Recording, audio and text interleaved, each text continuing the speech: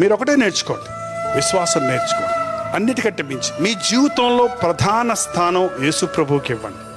నువ్వు ఎలాంటి వాడివైనా, చేతగాని వాడివైనా, కంగారు పాటు వాడివైనా, మొద్దు అయినా, డల్ అయినా, టూ బిజీ అయినా, టూ యాక్టివ్ అయినా, ఏమన్నా ఎటువంటి స్థితిలో ఉన్నా నిన్ను, నన్ను, ఇంకొకరిని, అందరినీ ప్రభువు ఒకే ప్రేమతో ప్రేమిస్తున్నాడు.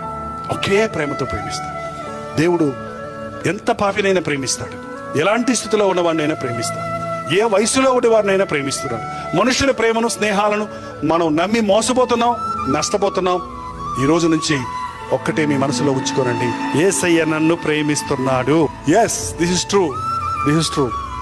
పనికి మాలిన వారిని, నిష్ప్రయోజకుల్ని, వెర్రివారిని దేవుడు ఎన్నుకున్నాడు. ఎన్నిక లేని వారిని దేవుడు ఎన్నుకున్నాడు. బలహీనులను దేవుడు ఎన్నుకుంటున్నాడు. ఈ రాత్రి దేవుని ప్రేమను మీరు గుర్తించి ధన్యులవ్వండి.